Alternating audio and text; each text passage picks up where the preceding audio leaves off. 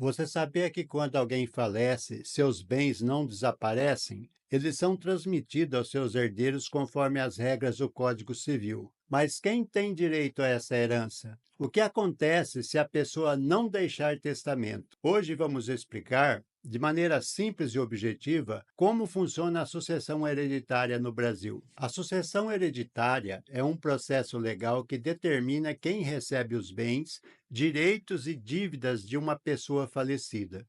Esse processo pode ocorrer de duas formas: a sucessão legítima, quando não há testamento e a divisão dos bens segue a lei, ou a chamada sucessão testamentária, quando há um testamento determinando a distribuição dos bens. E se você gostou do conteúdo que eu vou falar nesse vídeo, vou pedir um pequeno gesto para você que significa muito para nós que produzimos conteúdo aqui.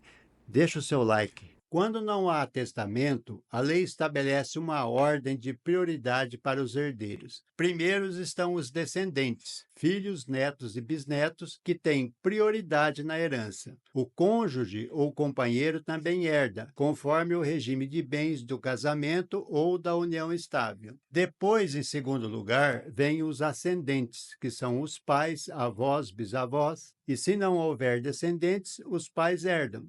Se ambos forem vivos, dividem a herança com o cônjuge. Em terceiro lugar, vem o cônjuge ou companheiro. Se não houver descendentes nem ascendentes, o cônjuge herda tudo. Depois, em último lugar, vem os que nós chamamos de colaterais, que são os irmãos, sobrinhos, tios e primos. Se não houver descendentes, ascendentes e nem cônjuge, são eles, os colaterais, que herdam o patrimônio. Essa ordem de sucessão está definida no artigo 1829 do Código Civil. O cônjuge ou companheiro tem direitos específicos na herança, mas isso depende do regime de bens adotado no casamento. Na comunhão parcial de bens, o cônjuge concorre com os descendentes só sobre os bens particulares do falecido. Já na comunhão universal, o cônjuge não herda, pois já tem direito à metade do patrimônio. E na separação convencional de bens, o cônjuge não herda. E existe uma última regra da separação obrigatória, que são para pessoas maiores de 70 anos, por exemplo, que pode haver discussão judicial sobre o direito do cônjuge. Vamos traduzir isso por um português mais acessível, com exemplos práticos. Vamos falar primeiro da comunhão parcial de bens, que é a mais comum. Nesse regime, os bens adquiridos durante o casamento pertencem ao casal,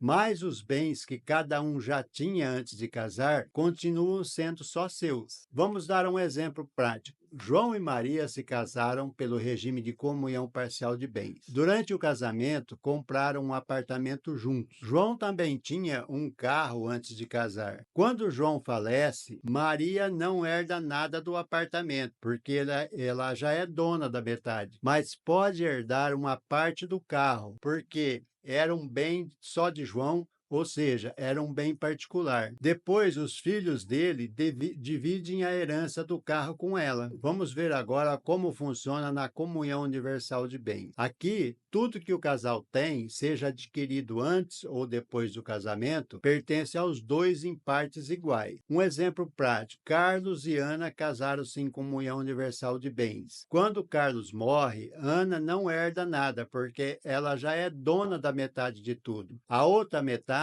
vai para os filhos dele, na separação convencional de bens. Nesse regime, cada um tem o seu patrimônio separado, independentemente de quando foi adquirido. O exemplo prático: Pedro e Laura casaram com separação de bens. Cada um tem os seus próprios bens e administra seu dinheiro separadamente. Quando Pedro falece, Laura não herda nada, pois a lei não dá a ela o direito de herança. Os bens de Pedro vão diretamente para seus herdeiros, que são normalmente os filhos, depois os pais ou irmãos, de acordo com aquela ordem de sucessão hereditária que eu falei lá atrás no vídeo. Agora, o caso da sucessão testamentária.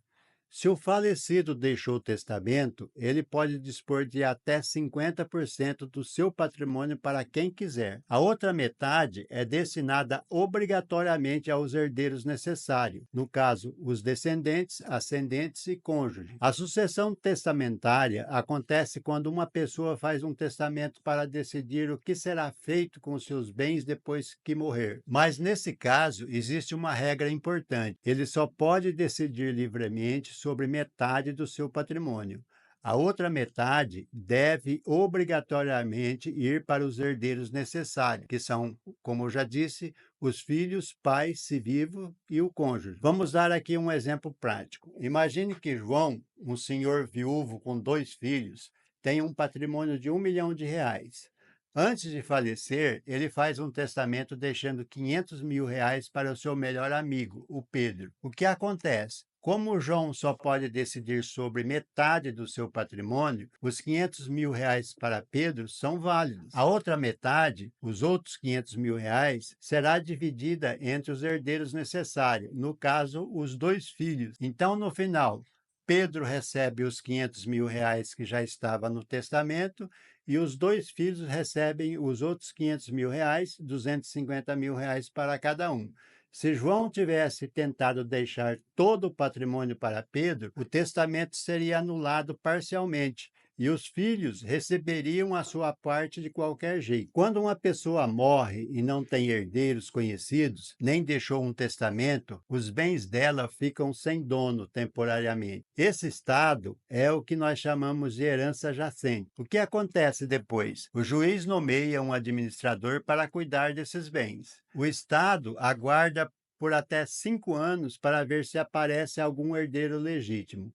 Se ninguém aparecer nesse prazo, a herança é declarada vacante e os bens passam a pertencer ao Estado. Vamos mais uma vez dar um exemplo prático para ficar bem claro.